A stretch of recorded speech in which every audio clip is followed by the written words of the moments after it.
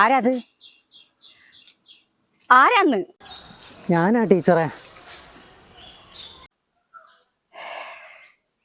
നീയായിരുന്നു ഇക്ബാലെ? നീ എന്തിനാടാ എന്നെ കണ്ട് വിളിച്ചിരുന്നത്? നീ എന്റെ കയ്യിൽ നിന്ന് കാശ് വല്ലതും കടം വാങ്ങിയിട്ടുണ്ടോ? അത് പിന്നെ ടീച്ചറെ, ഞാൻ ഇവിടെ ഒരു പെയിന്റിങ്ങിന്റെ പണിക്ക് വന്നേനു. അപ്പൊ ടീച്ചർ എന്നെ കോലത്ത് കാണണ്ടാന്ന് വിചാരിച്ചിട്ടാ.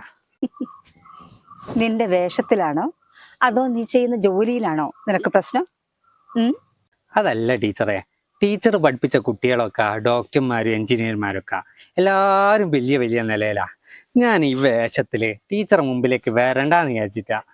മോനെ ഇക്ബാലെ, എല്ലാ ജോലിക്കും അതിൻ്റെതായ അന്തസ്സുണ്ട്. എല്ലാവരും എഞ്ചിനീയറും ഡോക്ടർമാരൊക്കെ ആയാൽ പിന്നെ ഇത്തരം ജോലികളൊക്കെ ചെയ്യാൻ പിന്നെ ആരെയാ കിട്ടുക? ടീച്ചറെ, ടീച്ചർ ഞാൻ ഒരുപാട് അങ്ങോട്ട് തെറ്റിദ്ധരിച്ചു പോയി. നീ എന്താടാ ചക്ക എന്നെ പറ്റി ധരിച്ചത്? നീയൊന്നും ഒരു കാലത്ത് നന്നാവില്ലടാ.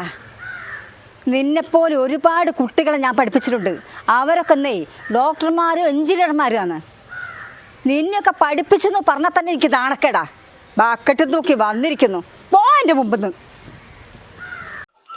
ഇങ്ങനൊക്കെ ടീച്ചറെ ഞാൻ ടീച്ചറെ പറ്റി വിചാരിച്ച്. മോനെ, പഠിക്കുന്ന കാലത്ത് നിങ്ങളെ കുരുത്തക്കേട് കൊണ്ട് ഞങ്ങൾ പലതും പറഞ്ഞു പോയിട്ടുണ്ടാവും. എന്നാ പഠിച്ചിറങ്ങുമ്പോൾ ഓരോ കുട്ടിയും എത്ര കുരുത്തം കെട്ടവനായാലും കർത്താവേ അവനെ നന്നാക്കണേന്ന് മാത്രമേ യേശുവോട് പ്രാർത്ഥിച്ചിട്ടുള്ളൂ. എല്ലാ അധ്യാപകരും അങ്ങനെയാണെന്ന് ഞാൻ പറയുന്നില്ല. ചില അധ്യാപകർ, അതിൽ ചിലർ അവരുടെ വാശിയും വൈരാഗ്യവും കാരണം എത്രയോ കുട്ടികളുടെ ജീവിതവും ഭാവിയും നഷ്ടപ്പെട്ടതായി നമ്മളൊക്കെ കേൾക്കുന്നില്ലേ? അത് ശരിയാ ടീച്ചറെ. എന്നാ ശരി മോനെ, മാഷ് മാത്രമേ വീട്ടിലുള്ളൂ. ഞാൻ പോയിക്കോട്ടെ.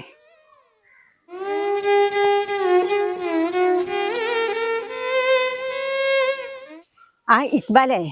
ആ, എന്താ ടീച്ചറെ? വീടിൻ്റെ പെയിൻ്റ് അടിക്കാനേ സമയം കിട്ടുമ്പോൾ ഇങ്ങനെ വീട്ടിലേക്ക് വരണം. അതിൻ്റെ കണക്കൊക്കെ നീ തന്നെ തരണം. ആ ടീച്ചറെ, ഞാൻ വേണ്ട കാര്യങ്ങളൊക്കെ ചെയ്തോളാം.